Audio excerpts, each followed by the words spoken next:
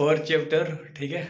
और fourth chapter भी अच्छे तरीके से हम लोग करेंगे और सारे इंपॉर्टेंट क्वेश्चंस करेंगे। देखो यार, जितने भी टोटल सब्जेक्ट है ना साइंस स्ट्रीम से, हो तो सारे के मैं करा दूंगा इंपॉर्टेंट क्वेश्चन, ऑब्जेक्टिव करा दूंगा, सब्जेक्टिव करा दूंगा। एंड आप बोर्ड एग्जाम में फोड़ दोगे, बिलीव मी, हर वो चीज़ दे दूंगा, पीडीएफ तक दे दूंगा। तो इस वीडियोज में 5 से 6 मिनट अटेंशन बना के देख लेना है, ठीक है। Best of luck. Total 25 questions कराऊंगा इस वीडियोस में, है ना। ध्यान से देखना, चैप्टर 4 है तुम्हारा, ठीक है। और टोटल क्वेश्चंस कराऊंगा 25, जो कि इंपॉर्टेंट है तुम्हारे बोर्ड एग्जाम के लिए। भाई पहले सुन लो, ठीक ना।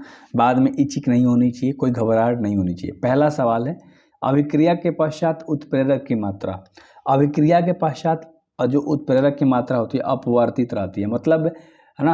अपवर्तित मतलब बदलती नहीं है, इतना याद रख लो। तो पहला ऑप्शन बिल्कुल राइट हो जाएगा। सारे देख सकते हो, डिस्क्रिप्शन में लिंक है केमिस्ट्री का, है ना। सारे चैप्टर्स लाइन बाई लाइन आप देख सकते हो।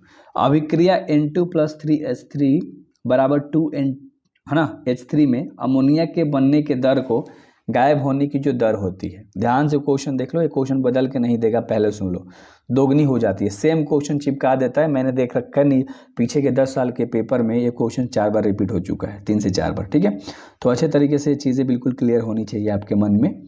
प्रथम कोटि की अभिक्रिया का वेग स्थिरांक निर्भर नहीं करता है। तो ये जो 3 नंबर का ऑप्शन है, इसका राइट हो जाएगा। अभिकारक की सांद्रता पर जो होता है निर्भर नहीं करता है। तो ये क्वेश्चन याद होना चाहिए ना, ठीक है मेरे भाई। क्वेश्चन देखो, आंसर देखो, चीज़ें बिल्कुल क्लियर हो जाएंगी, ठीक।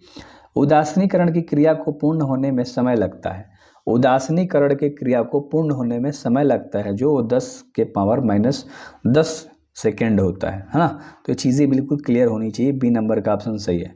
5 क्वेश्चंस जैसे ही कराऊंगा, बैक जाना, फिर 1 नंबर से 5 तक करना, ठीक है। इस तरह से आपको याद भी होगा एंड आपका माइंड एक्टिव भी होगा, सारी चीज़ें आप अच्छे से कर पाओगे। वह अभिक्रिया जिसमें 2 अभिकारक भाग लेकर उत्पाद बनाते हैं, वह क्या कहलाती है? तो वह जो है ना, वह कहलाती है आपका द्विअगुण कहलाती है, ठीक है।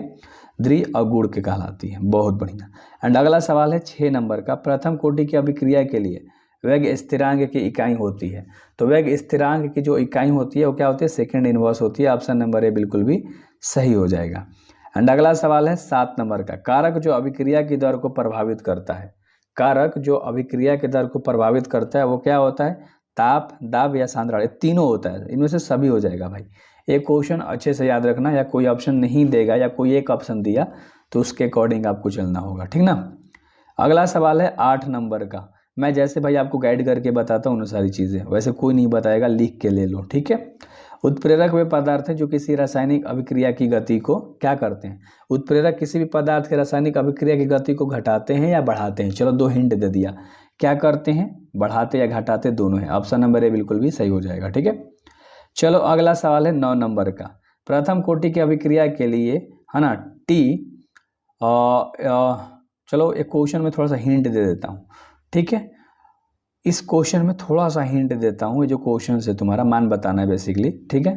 मैं 2 हिंट दे रहा हूँ। 9 नंबर का ऑप्शन बताता हूँ, सी होगा कि बी होगा।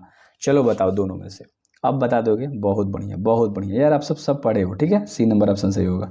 इसी तरह से यार चीज़ें बिल्कुल क्लियर करनी है माइंड के अंदर। निम्न में से किस समीकरण द्वारा त्वरित वेग बताया जाता है? त्वरित वेग बताया जाता है किसके द्वारा बताया जाता है? तो -dc/dt के द्वारा, ठीक है। ए नंबर ऑप्शन सही है। एंड अगला सवाल है तुम्हारा 11 नंबर का। 1 मिनट गाइस, थोड़ा सा, ओ गॉड, जस्ट वेट, थोड़ा सा माफ कीजिएगा, हो जाता है कभी कभी भाई, ठीक है। अगला है किसी रासायनिक अभिक्रिया की दर, किसी रासायनिक अभिक्रिया की दर, किसी रासायनिक अभिक्रिया की जो दर होती है वो ताप बढ़ने के साथ बढ़ती रहती है, ताप बढ़ने के साथ बढ़ती है, ठीक है। ऑप्शन के अकॉर्डिंग ही चलना है हमें, ठीक ना। अगला सवाल है 13 नंबर का, किसी रासायनिक अभिक्रिया का अधिकतम वेग होता है। तो अधिकतम वेग जो होता है ना 10⁻12 सेकेंड होता है, याद रख लेना, 10⁻−12 है। तो ये क्वेश्चन अच्छे से याद होना चाहिए और इसका आंसर भी याद होना चाहिए, इंपॉर्टेंट है। और ये जो क्वेश्चन अभी जो करा रहा हूँ ये 4 बार आ चुका है, अच्छे से ध्यान है ना। किसी उत्प्रेरक की उत्पत्ति के कारण ऊर्जा अवरोध की ऊर्जा जो होती है वो बढ़ती है या घटती है?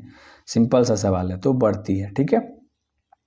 अगला सवाल है 15 नंबर का, प्रथम कोटि के अभिक्रिया का अर्ध आयु निर्भर नहीं करता। अर्ध आयु निर्भर नहीं करता है तापक्रम पर। किस पर? तापक्रम पर। एंड अगला है 16 नंबर का सवाल, किसी वस्तु के प्रतिक्रिया करने का दर निर्भर करता है। तो किसी वस्तु के प्रतिक्रिया करने का जो दर है वो निर्भर करता है, किस पे निर्भर करता है? सक्रिया भार पर, ठीक है, सक्रिया भार पर निर्भर करता है। एंड अगला 17 नंबर का सवाल है कि किसी शून्य कोटि की अभिक्रिया की दर, जो शून्य कोटि की अभिक्रिया की दर होती है वो क्या होती है? निश्चित होती है, ठीक है, निश्चित होती है। मैं जैसे बोल रहा हूँ वैसे करो, 20 क्वेश्चन करने के बाद फिर एक नंबर से जाना। किसी रासायनिक अभिक्रिया में वेग निर्धारक पद होता है, तो जो होता है मंद का, किसका? मंद का, ठीक है, ऑप्शन नंबर ए बिल्कुल सही होगा। एंड इसका जल्दी मैं वीडियोस भी लाने वाला हूँ, फुल चैप्टर एक्सप्लेन कर दूंगा। किसी रासायनिक अभिक्रिया में किसी भी क्षण ज्ञात किया गया वेग कहलाता है, तो वो कहलाता है तात्क्षणिक वेग। क्या कहलाता है? तात्क्षणिक वेग। एंड अगला है 20 नंबर का सवाल कि अर्ननियम समीकरण है, अर्ननियम समीकरण है किसका? के बराबर ए ई, ठीक है, और पावर में ई ए बटा आर टी ऐसे दे रखा है, ठीक है, ए ई और पावर में है ई ए बटे आर टी। तो ये क्वेश्चन अच्छे से याद होना चाहिए, ठीक है। अगला सवाल जो कि 21 नंबर का है, आप एक नंबर से जाके करोगे, याद है ना। किसी रासायनिक अभिक्रिया में ढाल का मान खींचा जाता है, जो ढाल है उसका मान खींचा जाता है मेरे भाई, वो log के तथा 1/t को मध्य के द्वारा। एक क्वेश्चन सेम देगा, ऑप्शन सेम इसी तरह से देगा, तो याद रख लेना, ठीक है।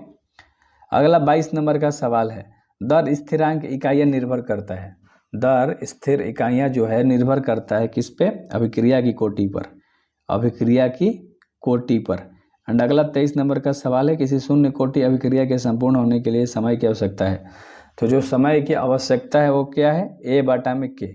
अब मेरा थोड़ा सा टेढ़ा क्वेश्चन होता है तो बोर्ड में इसी तरह से क्वेश्चन आएगा, अब हल्का हल्का ज़्यादा क्वेश्चन तो देगा नहीं, तो ये चीज़ याद रखना। डिस्क्रिप्शन में लिंक होगा व्हाट्सएप ग्रुप का, ज्वाइन हो जाना। अभिक्रिया H2 + O2 बराबर H2O, ये तो सबको पता है कि ये तीव्र है ना, बहुत तेजी से काम करता है।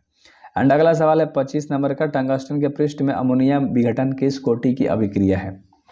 तो यह है जो शून्य कोटि की अभिक्रिया है, ऑप्शन नंबर ए। इसी के साथ कंप्लीट हो गया VVI का सीरीज। सारे चैप्टर्स कर सकते हो, डिस्क्रिप्शन में लिंक होगा, सारे सब्जेक्ट में कर सकते हो एंड मचा सकते हो, सारी चीज़ें मिल जाएगी, PDF भी मिल जाएगा।